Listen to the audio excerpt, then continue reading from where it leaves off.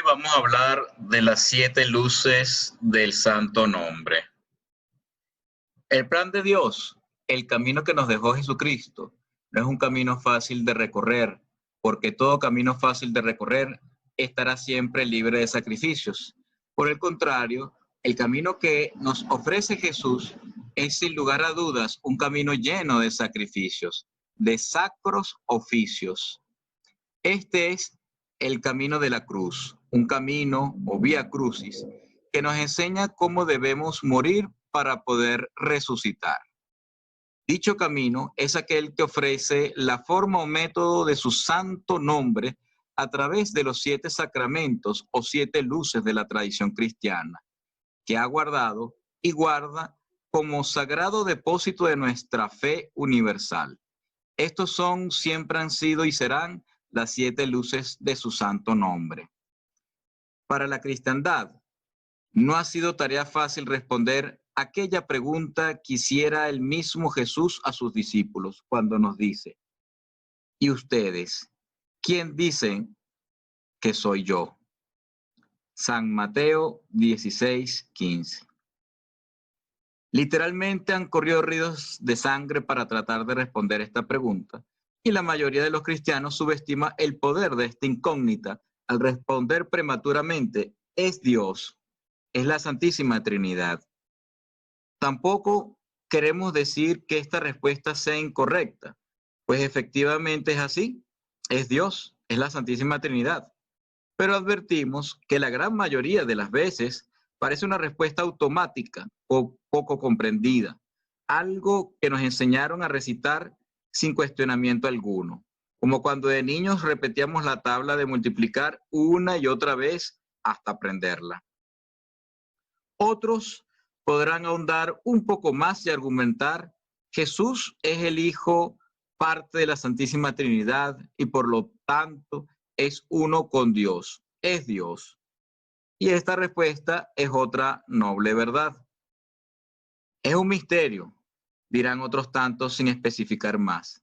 Pero existen almas que desean saborear un poco más de los misterios cristianos y que necesitan escudriñar más sobre su simbolismo sagrado y por lo tanto sobre su método de interiorización, puesto que en su santo nombre se encuentra el método cristiano. Al respecto, recordaremos lo que nos dicen las Sagradas Escrituras. Escudriñad las Escrituras, porque a vosotros os parece que en ellas tenéis la vida eterna, y en ellas son las que dan testimonio de mí. San Juan 5:39. Lo primero que vale la pena rescatar es el porqué del nombre denominado Jesús. Sabemos que el ángel Gabriel le informó a la Virgen María sobre la selección de Yahvé. San Lucas 1:31. Pero no nos confortaremos con esta respuesta, pues lo único que estamos haciendo es delegar la duda a la autoridad de Dios. Antes de realizar la gematría del nombre de Dios, es indispensable introducirnos brevemente en el universo conceptual de la tradición hebrea, que les ha permitido, tanto a los cabalistas como a los judíos, realizar un viaje por las escrituras, números, símbolos, claves y códigos que hacen entendible el mensaje divino a toda nuestra humanidad y que describiremos de manera muy resumida por medio de los símbolos fundamentales de la ciencia sagrada o sobrehumana que proviene de Dios, por cuanto no se dirige a la razón humana, sino al alma humana y al espíritu sobrehumano. Dicha ciencia no podría nunca ser impartida en ninguna academia universitaria, pese a que es verdaderamente universal. Únicamente en aquellas iglesias que cumplen la verdadera función de servir como verdaderas escuelas de misterios hoy en día y no como lugares de convención social. Muchos de ellos son ceremonias modernizadas que rompen el orden de transmisión tradicional, orden que conserva la forma oral y en forma escrita, que ha sido transmitida de generación en generación hasta nuestros tiempos con un orden sagrado. El bloque compacto de caracteres ideogramáticos de Dios fue combinado, transmutando y permutando hasta hacer que las Sagradas Escrituras, de estas Sagradas Escrituras, un mensaje comprensible. Cada carácter o ideograma de la lengua sagrada de la tradición hebrea está compuesta por otros caracteres.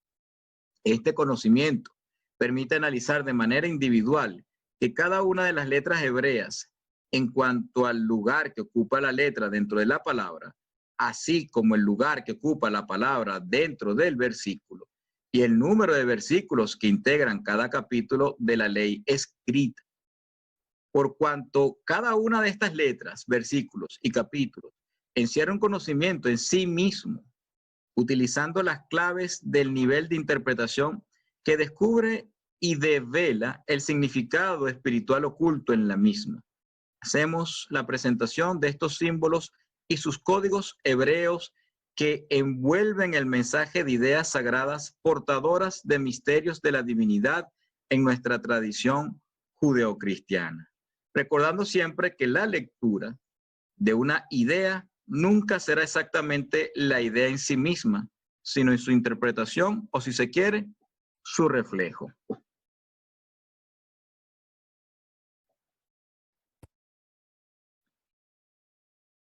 Aquí vemos las 22 letras que componen el alfabeto hebreo, llamado Alefat. Estos 22 símbolos deben ser asimilados a un árbol de la vida, un árbol contemplativo de 10 frutos o esferas numeradas desde el 1 hasta el 10. Y 22 senderos que se conectan entre sí por medio de estos frutos del mencionado árbol. Estos 22 senderos se muestran precisamente en correspondencia con estas letras que están acá, que justamente son 22 letras. Aleph, Bet, Gimel, Dalet, He, Vau, Zain, Het, Tet, Yod, Kaf, Lamed, Mem, Nun, Samek, Ayin, Fe, Sadi, Kof, Resh, Shin y Tav. Estas son las 22 letras del alefato. Obviamente, los judíos que dominaban la Torá y todo el Pentateuco, ellos tenían conocimiento de esta ciencia, conocimiento de estas letras y obviamente conocimiento del hebreo. El nombre de Dios, vamos a visualizarlo acá, en la siguiente lámina, con el famoso tetragramatón, es el nombre de Dios en 4 letras. Yod, He, Vau, He. Ellos leen de derecha a izquierda. Por lo tanto, se puede pronunciar como Yahvé o como Jehová. ¿Por qué? Porque ellos no tenían vocales o no usaban las vocales, sino que el conocimiento de las palabras tenía que darse de boca a oído. Yo tenía que escuchar la palabra de mi maestro para saber cómo se pronunciaba una determinada palabra. ¿Por qué? Porque de esta manera era como se garantizaba el conocimiento real de un determinado concepto a través de la palabra viva de tu maestro. No eran palabras vacías, huecas, sino que eran comprendidas, eran vivenciadas. Por lo tanto, uno solamente hablaba de lo que uno conocía. Entonces, estas letras, el Yod, la podemos ver acá, corresponde a la letra I, J y también la Y. Por lo tanto, puede ser una I, una J o una Y. Es el contexto y la palabra del maestro quien te guiaba para saber cómo era pronunciada. G, la segunda letra, es una H. Luego Vau puede ser una O, una U o una V. Y finalmente otra vez G, la H. Esto da 26. Yod vale 10. G vale 5, Vau vale 6 y G de nuevo vuelve a valer 5. Esto da 26.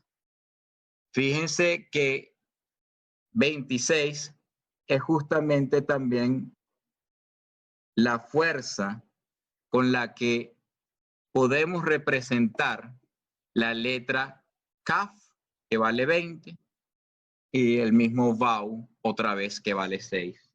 De esta manera, Vau y Kaf dan 26 también.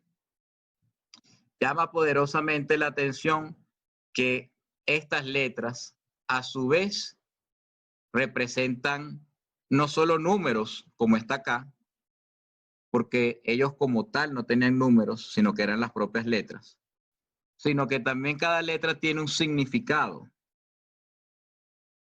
Aleph significaba buey o enseñar, Beit casa, Gimel camello, Dalet puerta, G ventana, Vau clavo o llave, Sain rayo, Het cerco o pecado, Tet serpiente, Yod mano cerrada o puño, Kaf palma de la mano o mano abierta, Lamed cetro, Mem agua, Nun pez, Samek soporte, Ayin ojo en singular, Fe boca, Sadi anzuelo, Kof nuca, Resh rostro, Shin diente y Tau o Tab cruz o marca. A su vez, los números van del 1 al 10, luego de 10 en 10 y finalmente los últimos de 100 en 100. Por lo tanto, cada letra tenía una correspondencia numérica y una correspondencia simbólica. Así, cada palabra asimismo tenía una fuerza, una suma de letras y una suma de símbolos. Entonces podemos ver que el hebreo antiguo para los cabalistas es una gran riqueza, un gran tesoro en el cual podemos ver entonces en la Torá muchísimos significados y muchísimas correspondencias, más allá de la traducción literal de las palabras a nuestros distintos idiomas. Entonces, retomando, Kaf significa palma de la mano y Vau significa clavo. Cuando juntamos esas dos letras da 26, el nombre que habíamos hablado del Yod He Vau He, el nombre de Dios en 4 letras, y por lo tanto nos hacemos la pregunta, ¿a quién hemos visto con un clavo en la palma de su mano? Es precisamente el símbolo de Jesús en la crucifixión. Por lo tanto, a diferencia de lo que dicen algunos autores o gente que le quiera dar una interpretación biologicista, mecánica o física a la crucifixión de Jesús, quieren ponerle el clavo en la muñeca, cuando tal vez esto responda a cierta anatomía humana, pero no tiene ninguna correspondencia con el profundo simbolismo que estamos tratando de rescatar aquí. Jesús, con el clavo en la palma de la mano, más allá de cualquier explicación anatómica, pese a ello, pudiéramos decir también que históricamente, recordemos que sus manos estaban amarradas también, estaban atadas, y después fue que le colocaron el clavo, es decir, que no aplica. Hay un contenido simbólico con el cual se está haciendo una correspondencia o una suerte de afinidad con el nombre del tetragramatón, el nombre de Dios en 4 letras, el Yod He Vau He. Entonces, continuamos. Aquí tenemos el nombre de Dios. Sabemos que da 26 y que este 26 se puede simplificar en el clavo en la mano. Los cabalistas también hacen un ejercicio de gematría, un ejercicio matemático para hacer todas estas cuentas. Pero también se puede buscar el Atbash. El Atbash significa comparar Aleph con Tav. De ahí viene el At. y Bash, Beit con Shin. De aquí viene entonces la primera con la última, la segunda con la penúltima, la tercera con la antepenúltima y así sucesivamente. Entonces, este ejercicio también nos da una serie de correspondencias y de complementos dignos de reflexionar y de meditar. Justamente al ser 22 letras, un número par, nos da que 11 letras pueden ser el complemento de las 11 siguientes o las 11 primeras, como quiera verse. Si entonces hacemos el ejercicio de buscar el nombre de Dios con respecto a Suad Bash, estaríamos tratando de buscar algo así como el reflejo de Dios o el complemento, lo que de alguna manera pudiera verse como una suerte de opuesto o de semejanza. Al verlo de nuevo con respecto al alefato, la primera letra, recordemos que es Yod. Una manera fácil de sacar esta cuenta es simplemente utilizar 23 y le restamos el número que estamos buscando y eso nos va a dar su Adbash. Por lo tanto, la letra Yod es la letra número 10. Si le restamos 23 nos da 13 y la letra número 13 es la letra Mem. Hacemos lo propio con la letra G. Otra manera de hacerlo es simplemente contar hasta acá. 5 contamos entonces ahora en sentido inverso y nos da Sadi. Luego la letra Vau nos da Fe y G de nuevo nos vuelve a dar Sadi. Al sumar 40, 90, 80 y 90, al sumar todas estas letras, que serían el complemento del nombre de Dios, nos estaría dando 300.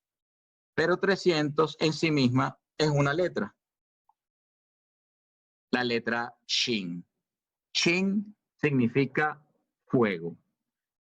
Pudiéramos de manera simbólica decir que el hombre está representado en esta letra. El hombre en sus 3 aspectos que posee: soma, psique y neuma.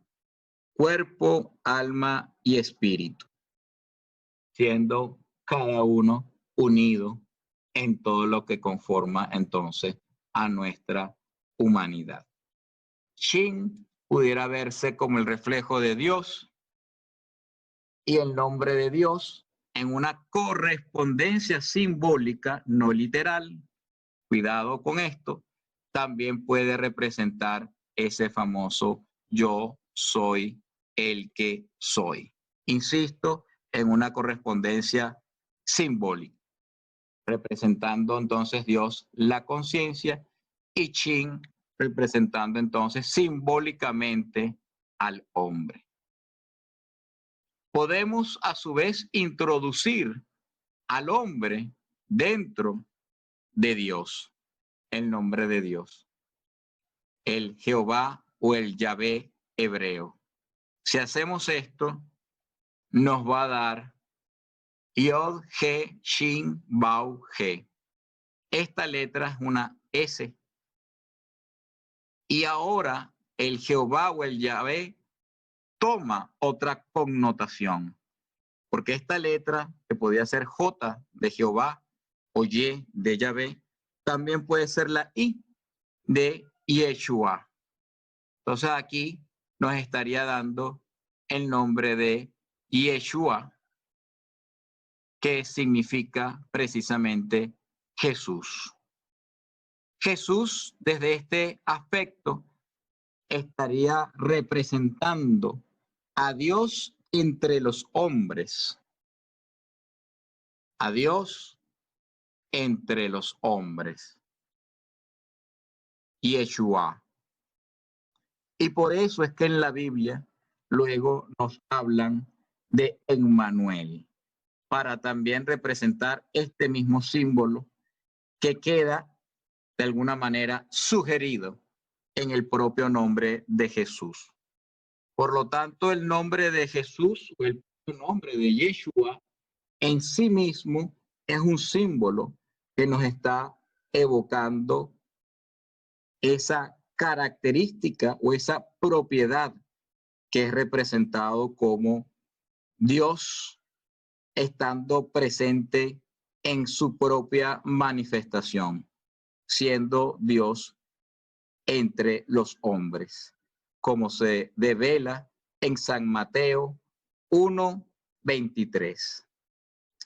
Por lo que no fue un hombre ordinario o un nombre común, sino un sagrado nombre que oculta el método divino que desde la Anunciación se le otorgó al Padre perfecto, aquel hombre que está libre de todo pecado como una misión sagrada, cuya función sagrada era la de llegar a ser Dios en la tierra.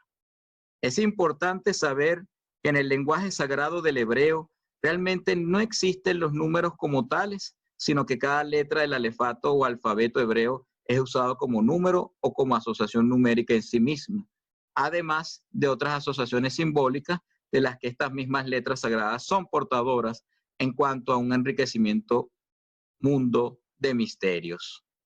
Los senderos son idénticos a las letras, los senderos del árbol sefirótico. Tanto así que la letra es a los senderos lo que el número es a la esfera o al fruto del árbol de la vida. La relación que se establece entre la letra y el número equivale a la relación entre el sendero y la esfera o el fruto del espíritu. Al respecto, recordaremos lo que nos dicen las Sagradas Escrituras. Yo soy la vid, vosotros los pámpanos. El que permanece en mí y yo en él, ésta lleva mucho fruto, porque separados de mí nada podéis hacer. San Juan 15:5. Aquí se evidencia cómo la relación entre el sendero y la esfera del árbol de la vida es la misma entre el pámpano y el fruto del propio árbol de uvas, conocido como la vid. El verbo puede o no tener forma. Esto es debido al hecho de que la verdad va más allá de toda forma. Y el mejor ejemplo de esto es la misma vida en la que vivimos, puesto que la vida es una consecuencia de la verdad, siendo la verdad la causa de toda existencia, estando en nuestra manifestación en un estado individual de temporalidad humana. El verbo es cuestión muy a pesar de que se sirva para el mundo formal, para el mundo de las ideas con forma y materia para su manifestación terrenal, es una expresión auditiva de la verdad. Toma la forma de las letras y se adquiere forma de escritura como palabra para guardar un sonido productor de la luz en nosotros. Aquí el sonido como cualidad sensible que pertenece al orden corporal de nuestros 5 sentidos se pone de manifiesto en la forma orgánica de vida humana a través de lo que conocemos como la palabra articulada que sale de nuestra boca a través del movimiento de nuestra lengua. Esto no es otra cosa que una transposición del verbo como palabra divina en nosotros y entre nosotros, especialmente cuando hablamos esa vibración del sonido, es la vibración entre nosotros al hablar, ya que el habla humana es el principal instrumento de comunicación y vehículo de transmisión de cualquier conocimiento. El verbo no solo representa el origen que causa todo proceso de iniciación en los misterios de Dios, sino que también el origen de toda manifestación universal. Esto debido a la fuerte conexión que existe entre el sonido y la luz, y que se expresa muy claramente en la asociación, identifica las palabras evangélicas que nos recuerda. En el principio era el verbo, y el verbo era con Dios, y el verbo era Dios. Este era en el principio con Dios. Todas las cosas por él fueron hechas, y sin él nada de lo que es hecho ha sido hecho. En él estaba la vida, y la vida era la luz de los hombres. San Juan 1, del 1 al 4. San Juan Evangelista afirma la primordialidad del sonido entre todas las cualidades sensibles de la materia o la carne. Pero debemos recordar que es la materia la que pertenece a los grados más inferiores de nuestra existencia, donde la carne pertenece a su vez y representa nuestro mundo corporal, por cuanto los grados superiores de existencia son dominios que se encuentran muy por encima del estado de individualidad humana en el que se encuentra manifestado nuestro ser y que tiene que ser precisamente con el verdadero estado universal sobrehumano de nuestro ser. Recordemos que la diferencia entre el ser en minúscula y el ser en mayúscula es sugerido por el significado del nombre de Jehová. En el caso donde el verbo se asume como un sinónimo de palabra, entre comillas, habría que recordar que no toda palabra es un verbo, ya que el verbo implica la acción del sujeto en el predicado de una oración. De manera que si el verbo asume la forma del sonido, lo hace como una palabra articulada que implica una acción en el hombre como productor de luz. Y al mismo tiempo, dicho hombre es considerado también como producido por esa misma luz de Dios, que a su vez proviene de la palabra de Dios, del verbo divino, que no es otra cosa que el principio supremo de la verdad, como origen de todos los orígenes y como la causa de todas las causas, y que viene a ser encarnado como la manifestación sonora que invoca al verdadero ser de luz, la luz de todas las luces. En este sentido, introducimos el símbolo sagrado del candelabro hebreo, conocido como menorá, cuyo significado es lámpara. Aquí tenemos entonces la lámpara de 7 brazos. Para explicar la asociación bíblica que guarda el santo nombre a nivel ritual como función sagrada al cumplirse en este mundo.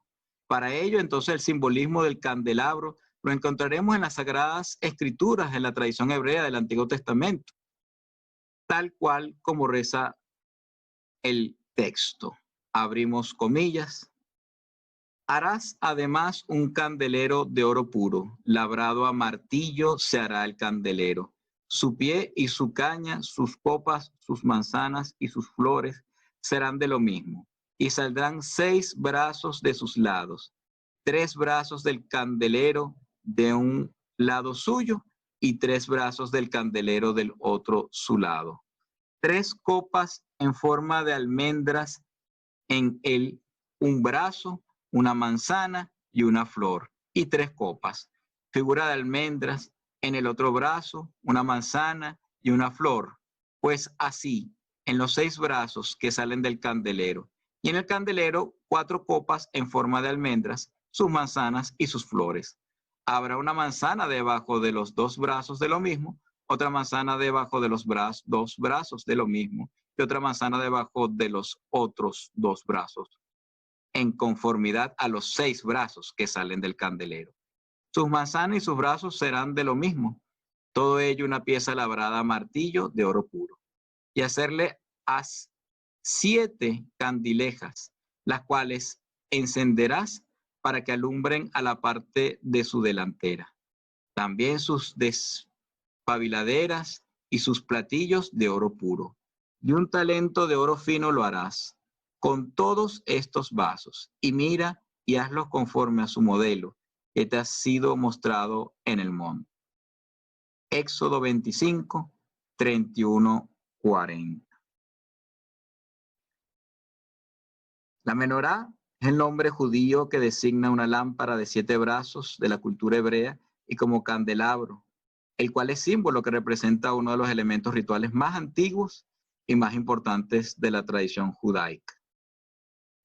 Estas 3 copas o 3 cáliz son las 3 copas concéntricas que sirven como una lámpara de aceite de 7 brazos que se encuentran alineados verticalmente en relación con el brazo central.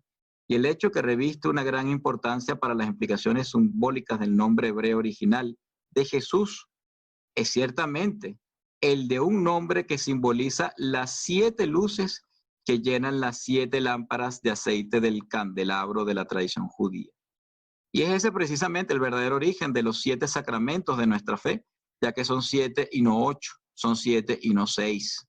Es importante entender que el símbolo del número 10 es un ideograma hebreo asociado a la letra Yod o la letra Y, I o J, cuyo valor de esa letra hebrea es lógicamente igual a 10. En el caso de la letra J, esta se asocia a Jesús, y en el caso de la letra Y se asocia con Yeshua. En ambos casos, la letra Y o J en hebreo se pronuncian con el sonido, la letra número 10 del alefato, denominada Yod. Y esto es precisamente señalado en las palabras evangélicas que nos recuerdan lo siguiente. Porque de cierto os digo que hasta que pasen el cielo y la tierra, ni una J ni una tilde pasará de la ley hasta que todo se haya cumplido. San Mateo 5:18. Es el caso que la J es equivalente a decir iota, que a su vez significa una sola yod.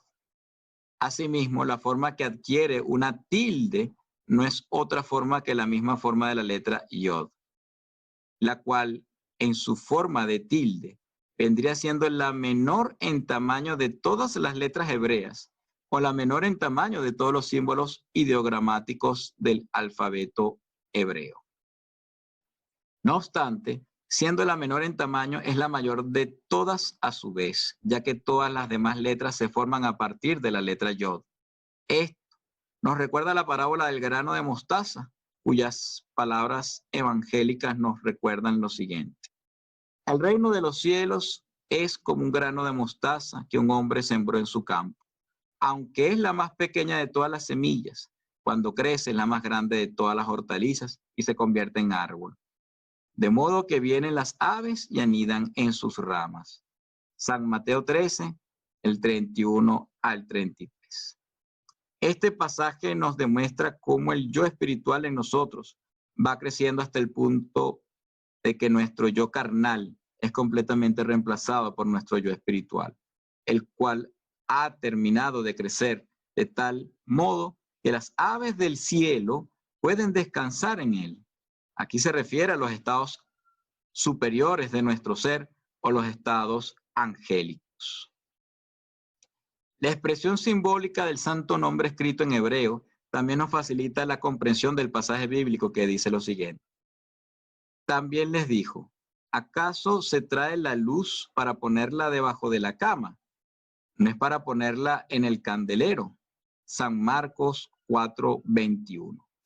Aquí la letra yod es considerada como una repetición de 7 terminaciones en formas de tilde, como ya se ha indicado, lo cual supone la similitud con que las letras del santo nombre terminan en punta, indicando terminaciones o extremidades superiores, iguales a la letra yod, como se ve en la siguiente lámina. Fíjense cómo tenemos entonces una suerte de yod, otro yod, 3 yod más en terminación, otro yod y finalmente el yod original en el nombre de Yeshua. Si los contamos, nos estarían dando 7. Recordemos que la letra yod vale 10. Por lo tanto, 7 yod da 7 veces 10, da 70. El número 70 estaría aquí representado en las letras yod del nombre de Yeshua. A este respecto, leemos este pasaje bíblico. Entonces se le acercó Pedro y le dijo, Señor, ¿cuántas veces perdonaré a mi hermano que peque contra mí? ¿Hasta 7? Jesús le dijo, no te digo hasta 7, sino aún hasta 70 veces 7. San Mateo 18, del 21 al 22. Aquí el simbolismo es exacto. Se toma en consideración el número 70, el cual es la suma del valor cardinal de los 7 yod, al cual estamos recordando, que tiene un valor de 10. Lo que sumado 7 arroja entonces el valor de 70. Aquí lo que nos estaría diciendo Jesús es que tenemos que perdonar tantas veces como su propio nombre, tantas veces como él mismo, tantas veces como perdonaría Jesús. Y esto es mucho más que 70 veces 7. Entonces, esto es lo que nos recuerda este pasaje bíblico.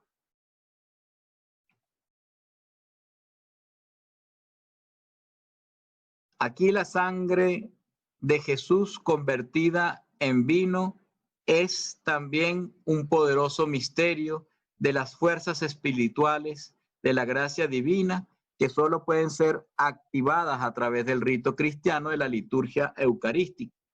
Dichas fuerzas superiores deben ser asimiladas como fuerzas intangibles, invisibles e inaudibles, que se activan desde la correcta ejecución de la técnica ritual, dejada como método de realización del hombre celestial por Jesucristo a sus apóstoles, y que constituye una verdadera ciencia sagrada del alma, portadora del mensaje transformador del alma viviente de nuestra individualidad, en espíritu vivificante en la universalidad, único capaz de convertir lo mortal en inmortal, a través del sagrado bebraje de la vida eterna, que no es otro que el que se proporciona a través de la Eucaristía. Al respecto, recordemos las siguientes palabras.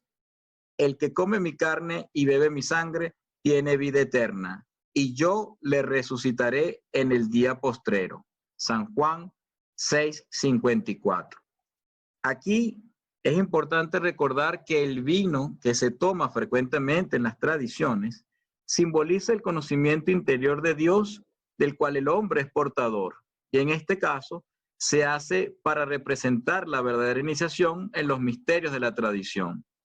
Las palabras vino y misterio se encuentran emparentadas en su origen tradicional y se sustituyen la una a la otra porque tienen el mismo número o valor cardinal, que es la suma justamente de 70, según el alefato. El vino simboliza el conocimiento de los misterios cristianos como una doctrina reservada a la élite y que lamentablemente o afortunadamente no conviene a todos los hombres.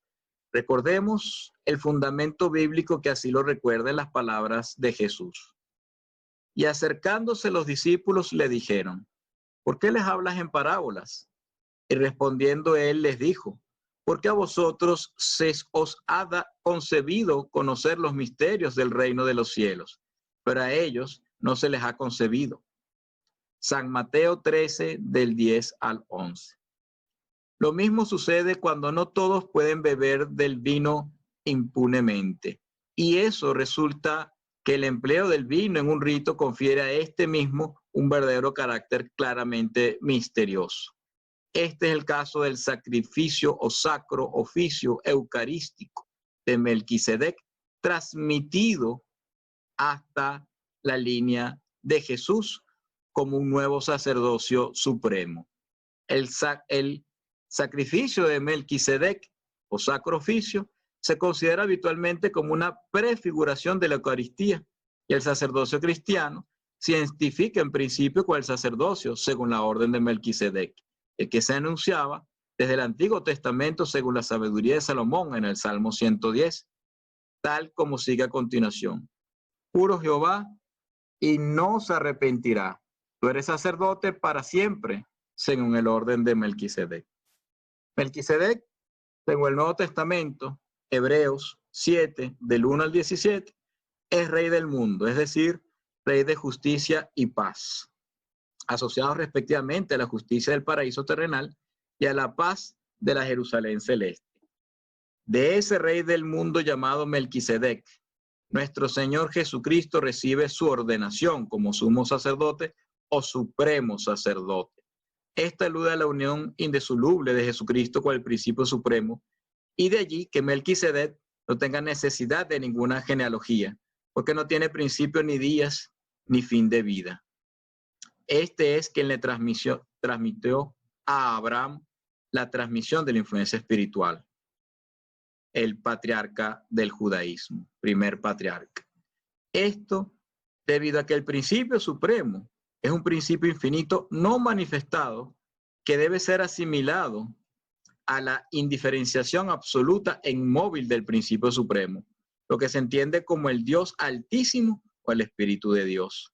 Sin embargo, este principio divino desciende al mundo manifestado a través de la transmisión tradicional de la influencia espiritual, en el cual reside en el centro de nuestro ser.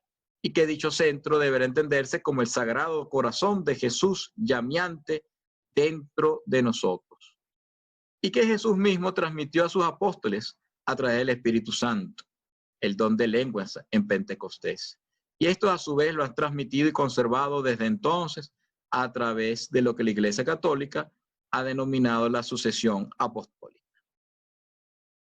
Este principio divino es a menudo designado simbólicamente como el éter del corazón, del cual brota el reino de los cielos, como la luz de una vibración inicial donde el verbo divino ha logrado su primera afirmación en la obra creadora de nuestra transformación cristiana, cuya misión deberá cumplirse en este cristiano que ha sido iniciado en los misterios de la vida eterna según el verdadero plan de Dios.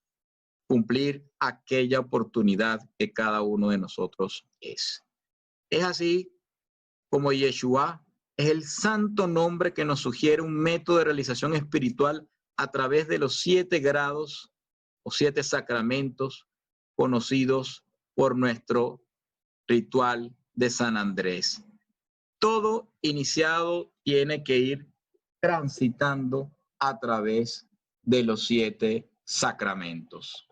Aquí tenemos cómo entonces el primer sacramento es el bautizo, luego la penitencia, luego la confirmación, posteriormente el matrimonio, la ordenación sacerdotal, la extrema unción y finalmente la Eucaristía.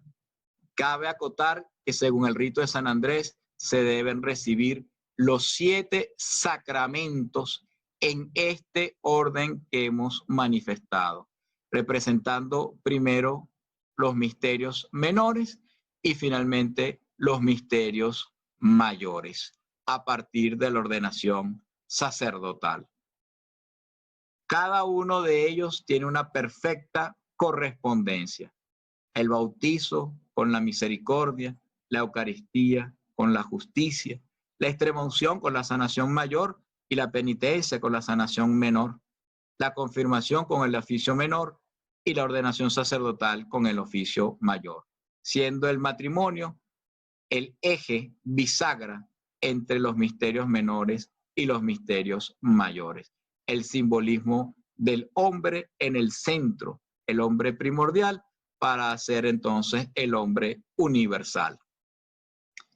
Recordemos que el nombre de Jesús va identificándose en una conciencia asociada a cada sacramento. Para el bautizo es el Cordero de Dios, para la penitencia es el Redentor, para la confirmación es el Hijo de Dios, para el matrimonio es el Alfa y el Omega, el principio y el fin. Para la ordenación sacerdotal es el Cristo, para la extremaunción el cuerpo glorioso y finalmente para la Eucaristía es Emmanuel. Es así como entonces los 7 sacramentos develan el misterio del nombre de Dios, el nombre de Yeshua, que es precisamente el nombre de Jesús, el Hijo de Dios, Dios entre los hombres. Por lo tanto, nosotros tenemos que ir encendiendo cada una de las llamas, cada una de los sacramentos dentro de nosotros mismos, como una experiencia vivencial, como algo interior que nos va develando el nombre de Dios en nosotros, en ese sagrado corazón de Jesús. Es entonces de esta manera como el rito de San Andrés nos plantea una metodología, un método preciso, positivo, que no tiene nada de nebuloso o de mágico o de ajeno.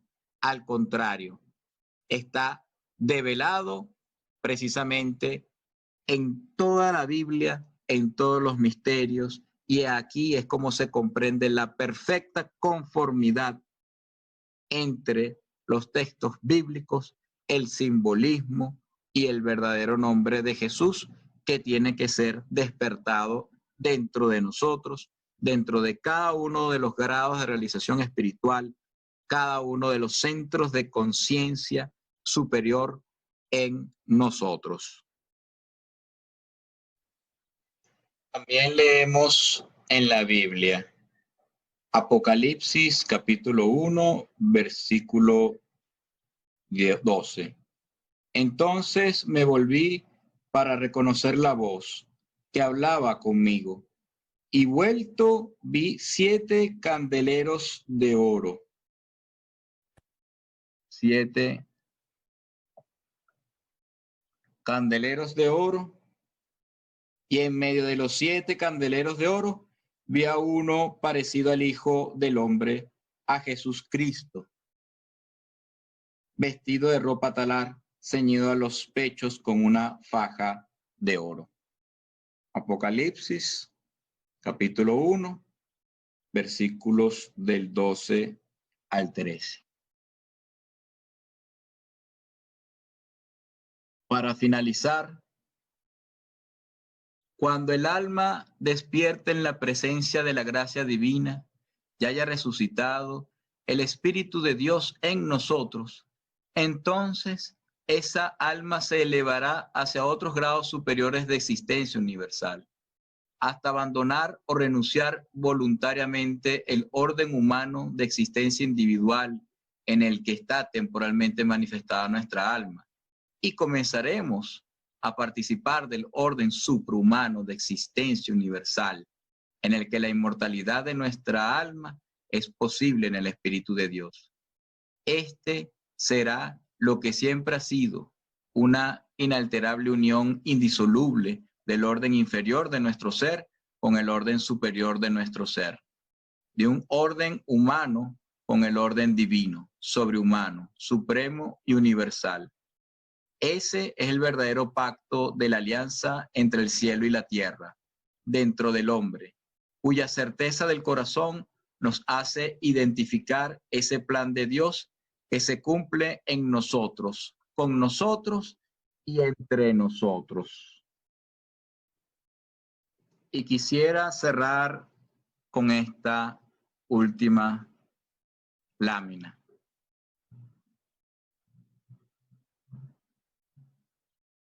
El verdadero nombre de Dios no lo abarcan los cielos ni la tierra, pero cabe en el corazón de su enamorado.